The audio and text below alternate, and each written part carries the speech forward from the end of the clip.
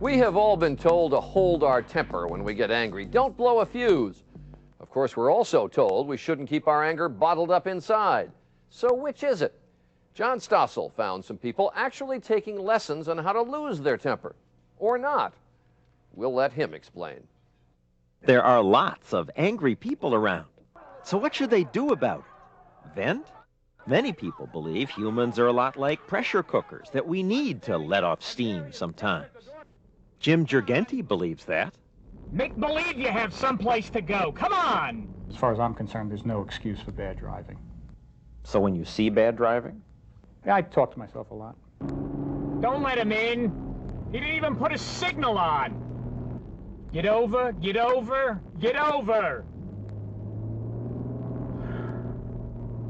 Jim and his family live in Philadelphia, where Jim works for an internet company. A lot of the time, Jim's a good husband and father. Get up, white guy. But he also spends a lot of time snapping at his wife, Jan, and their 2 kids. It's hard as a rock. What do you got to do here? Nothing. Which one? Not you. Whatever possessed you to do that? See, and I think you need to spend some time in your room. Jim doesn't think there's anything wrong with his anger. He feels it works for him. And how come you're not out of your uniform yet? And many people believe that this You want to stay in your lane? is healthy. Ex-Marine David Morgan recently opened a new business in Los Angeles dedicated to helping people vent. Though not at people. For just $8, customers get to spend a few minutes beating on this dummy. This is what this is for, the bataka. This can be a situation, an incident, a person. I gave it a try. I thought about my boss and my older brother. I like this. It was a good workout, but would this reduce anger? Whatever you're carrying, you don't want to go home and give it to the kids. You don't want to give it to your wife. And people say this makes a difference? Yes, it makes a big difference. Carolyn Amos says it does. She's tried all kinds of other techniques. I walk and I meditate, and they help. They help get the stress out, but it's nothing like hitting the dummy. I mean, you just really have to whack something. She says she's always gotten angry in traffic, fuming at the delays, screaming at people who cut her off, until she did this. The anger just wasn't there. I think it went into the dummy. Well, the venting here takes just minutes. Other methods take days. I'm not going to hold it in anymore. Yeah.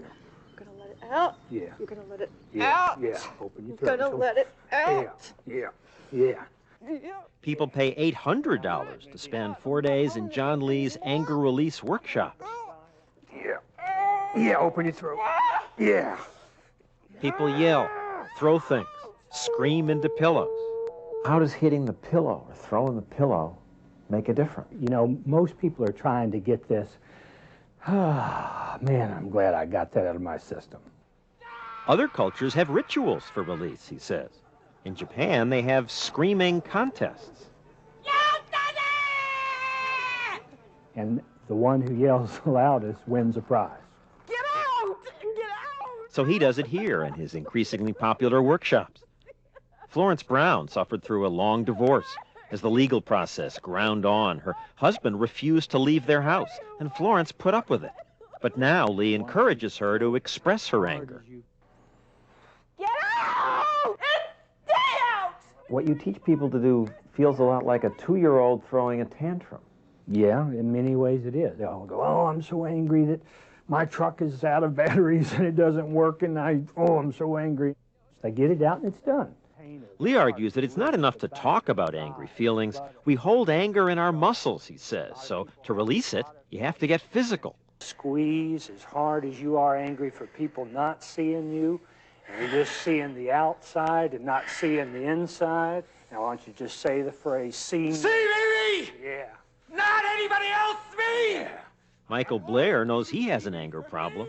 Still, he thought venting at an anger workshop was ridiculous. The therapist had to talk him into it. Now he can't get enough of it. Oh, see me already! You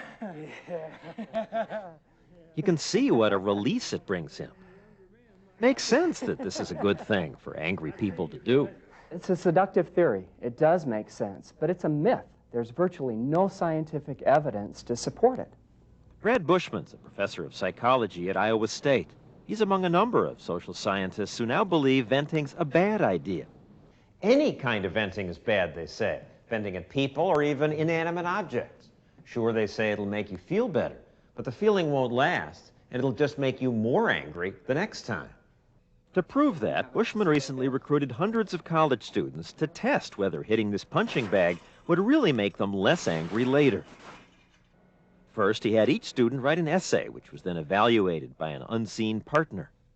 So this is your partner's evaluation of your essay. Actually, there was no partner. Every student was told, "This is one of the worst essays I've ever read." I'll be back in 2 minutes. All right. Then Bushman had some of the students hit the punching bag.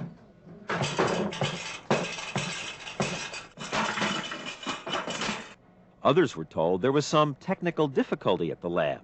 Unfortunately, we're having some problems with your partner's computer. So they just sat here for 2 minutes. Then both groups got a chance to get back at their partner by blasting them with a loud noise in this computer game.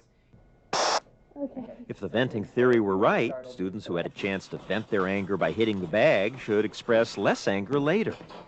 But they expressed more. They pressed the buzzer down twice as long as the others. The students who just sat there were less aggressive. All the advice I hear is that if you're angry, you gotta vent it or it eats you up. It's bad advice. It produces harmful effects. It's bad for society. Most researchers we talked to agreed with Bushman, and other studies have gotten similar results. But how does that explain the benefits people say they get from venting? Remember Carol and Amos and her anger and traffic? I drove the next day on the freeway, and people were, about 4 people cut me off, and I started laughing at them. And Michael Blair says this helped him more than years of talk therapy. It allows me to live without anger all the time. It allows me to have a body that's not racked by tension. I showed our tapes to Dr. Bushman. How's that feel now? A lot better. She feels a lot better. She might feel a lot better, but what's happening here is she's learning how to behave aggressively. It's like the old joke. How do you get to Carnegie Hall? Practice, practice, practice. How do you become a very angry person? The answer is the same. Practice, practice, practice. But John Lee isn't fazed. If they want to believe the research, fine. All I know is I've done this for 10 years. Nobody's came back and said, I went and killed 5 people. It's your fault. So who do we believe? Well, now some experts on anger say there are different kinds of anger disorders, that there are people who overvent and others who undervent, that these are different problems and therefore they should be treated differently. An underventer like Florence, who's mostly repressed her anger, may benefit from being encouraged to get it out in a safe way. On the other hand, an overventer like Jim, who already vents at the slightest annoyance, It's green. needs to learn techniques to control his anger. Get over, get over, get over. Does this accomplish anything? I mean, does this make you feel good? Vent. That's all And you it feel is. calmer later? You don't look Yeah, I'm calmer. fine. You're fine. I'm always in control. No, he's not, says his wife. I've been in the car when he's gotten out at a red light and beat on somebody's window. I don't want to go places with him sometimes. At one point, Jan became so unhappy with his anger, she threatened to leave him. All the experts say venting at people, especially your family, is a bad idea. Those are your handprints, right? Aren't they? Then I think you need to spend... After a while, as Jim watched himself on our tapes, he started to think that maybe he did have a problem. And how come you're not out of your uniform yet? I wouldn't want somebody talking to me that way. I've got to learn to back off. Let kids be kids. What goes through your head? What are the thoughts when you do get angry?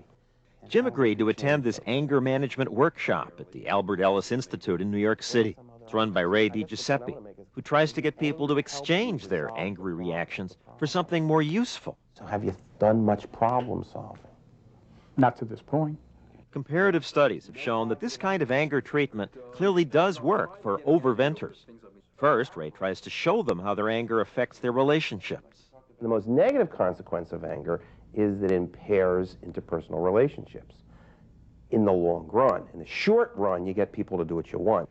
Jim, for example, uses his anger to keep his kids under control. That's a terrible job. But his shouting doesn't get the kids to clean up the next time. Yelling and screaming at them and embarrassing them isn't really going to solidify the relationship or get them to behave better. In fact, Ray tells Jim, your anger actually keeps you from solving your problems.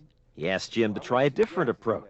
Next time, says Ray, when driving home, change the way you think about things.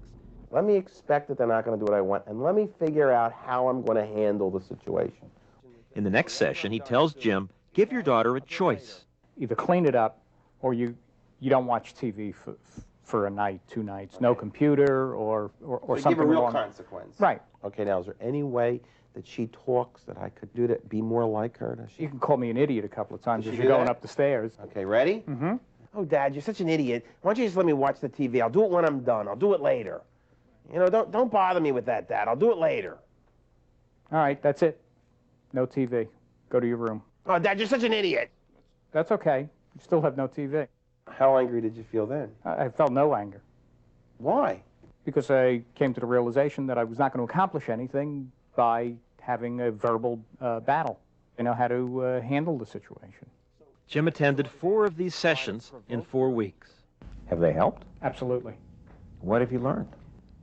That I should stop and think prior to acting. You had to go to a workshop to tell you to stop and think? Well, sometimes you need the outside influence to make you see the light, as it were. We check back with Jim and Jan 3 months later. Jan says Jim is still too angry, but things are better, that Jim's thinking more and yelling less.